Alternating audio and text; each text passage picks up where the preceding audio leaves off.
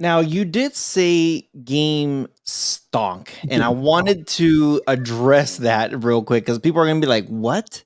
So, GameStop and the word stunk, Elon Musk is pretty much combining the two, saying, like, this is no bueno. This isn't a good thing for GameStop to be going on a. I think they're even talking about bankruptcy too at one point. They're talking about like shutting doors. So for this to all of a sudden explode, Elon Musk started using the term and he tweeted.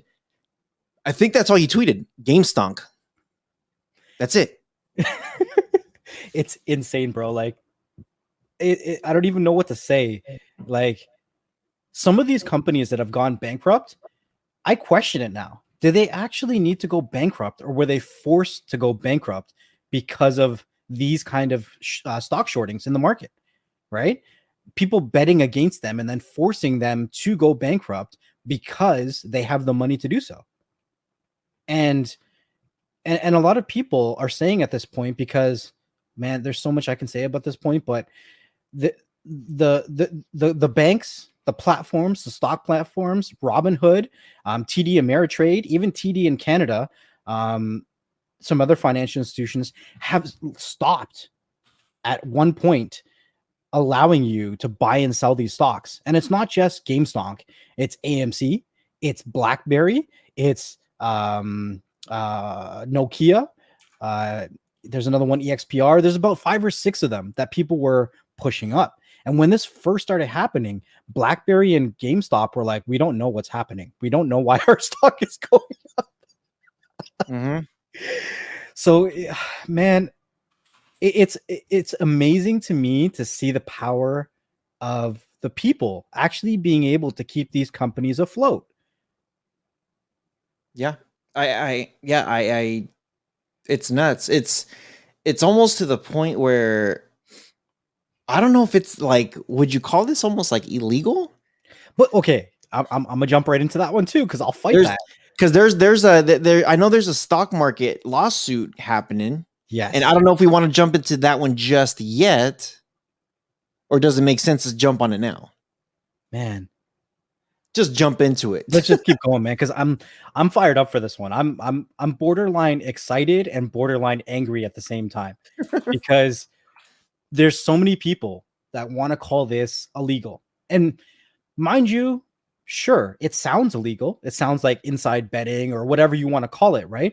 But the problem is, if you want to classify stock pushing or stock inflating as illegal, then you have to classify what these hedge funds have been doing since the beginning of time with pushing these stocks down as illegal, right?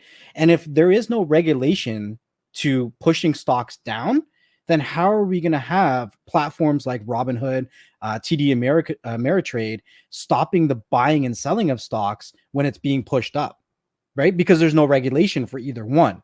Right now, what we have is the people with power, those people with those billions of dollars, cutting off the power of the people, because now when those platforms like TD Ameritrade and Robinhood stopped the ability to buy stocks, they only let you sell it. And when you sell it and you're not able to buy, the stock price goes down. You know what I'm saying? So they're forcing the people to sell the stock, and they're forcing that mob mentality to be scared. They're fear mongering the stock market when there's no regulation to do so. Yeah. And I know you mentioned a couple, but I know Robinhood is in a lawsuit right now, or they're about to be in a lawsuit. Well, there was a class action lawsuit put against them because of the same thing that I just said. Like, how are they going to limit the stocks being traded when there's no regulation, right? You're cutting off the power of the people that they have the ability to trade, and you're taking it away from them. And it's so crazy because I'm part of the Reddit group, and they actually have a Telegram group now too. And last night I was in that Telegram group. The conversations were insane. I could not sleep. I was just listening to these guys talk about the scenarios and the situations. It's just, I'm getting excited. But the problem is that there is over 10, I'm going to say 10. There's over 10 million people actively involved in what's going on, and probably even more, because when we look at,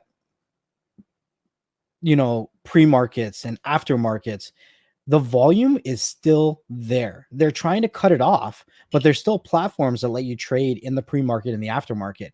And we're talking like somewhere between 20 to 50 million in volume on these stocks still happening. So yes, they can cut it off, but they can't cut off every platform. There's too many people using too many tools, and they're going to get what they want. Robinhood tried to cut them off, and that's why they have the lawsuit going on. We're talking about 10 million people with diverse backgrounds, lawyers, people that are very intelligent and who never really had a purpose or an interest in this stuff before.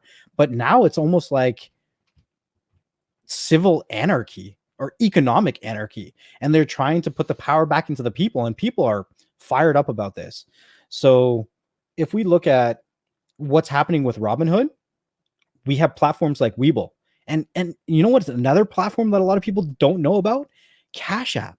So when Robinhood started cutting off people started jumping to Webull and Cash App because they weren't stopping you. They're like, you want to do this? Go for it. So now we had an influx of people, and I literally would see this. They were like, all right, everybody, we are going to be moving from Robinhood to Webull and Cash App because they're not stopping us.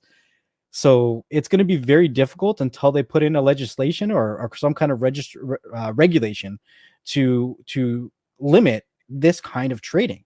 But as we know, legislation and regulation is not something that happens overnight.